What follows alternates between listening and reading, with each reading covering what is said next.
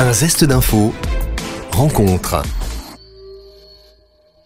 À l'occasion de la présidence française du Conseil de l'Europe dans un zeste d'info, on va replonger dans l'histoire de l'Union européenne.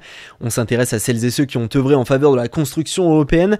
Cette semaine, Winston Churchill, son parcours avec Europe Direct et la Maison de l'Europe. Winston Churchill, ancien officier de l'armée, journaliste de guerre et Premier ministre britannique, est né le 30 novembre 1874 à Woodstock.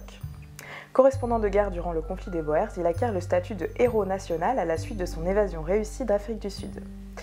Il est élu au Parlement et sert dans divers gouvernements en tant que ministre de l'Intérieur et premier lord de l'Amirauté, équivalent du ministère de la Marine.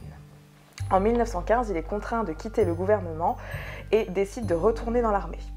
Lorsqu'un nouveau gouvernement est formé en 1917, il devient ministre des Munitions. Dans les années suivantes et jusqu'en 1929, Churchill occupe les postes ministériels les plus importants. En 1940, il devient Premier ministre et dirige la Grande-Bretagne. Très grand orateur, ses discours féroces ont marqué l'histoire et apporté l'espoir durant la Seconde Guerre mondiale. Il met en garde très rapidement de la menace que représente l'avancée nazie et la politique d'apaisement avec l'Allemagne. Ces avertissements sont ignorés et en 1939, l'Allemagne nazie déclare la guerre à la France et à la Grande-Bretagne. Sa lutte contre les nationalismes est la raison pour laquelle il pousse les Européens à se lancer dans la construction européenne. Il défend la nécessité d'une entente entre les pays européens pour garantir la paix, la sécurité et la liberté. Churchill fut l'un des premiers à lancer l'idée des États-Unis d'Europe, expression prononcée dans un discours à l'université de Zurich en 1946. Avec cette ambition pour l'Europe, il plaide pour l'intégration européenne afin que les abominations des deux guerres ne se reproduisent pas, appelant d'abord à la création d'un Conseil de l'Europe.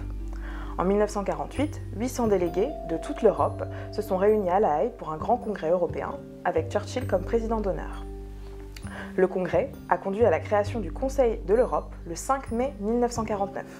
Churchill lui-même a assisté à la première réunion. Fervent défenseur de la création d'une armée européenne pour défendre le continent et amener à une diplomatie européenne, Churchill lance l'idée d'une instance pour la justice. La Cour européenne des droits de l'homme a été créée en 1959, 10 ans après sa volonté. Son action est importante dans la construction européenne pour les pays européens, mais ses intentions restent ambiguës quant à l'intégration européenne du Royaume-Uni. Il lorgne souvent du côté des États-Unis et une union des peuples de langue anglaise. Il voit parfois son pays seulement comme un parrain bienveillant de l'Europe.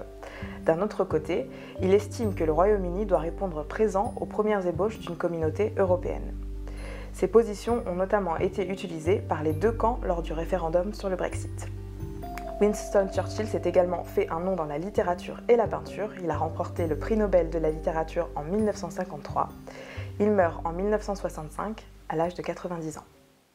Et ne manquez pas, chaque samedi à 19h, c'est votre rendez-vous Zone Europe consacré à l'actualité européenne avec Hugo Casadamon et Corentin Alonso. Un zeste d'info sur Sensation.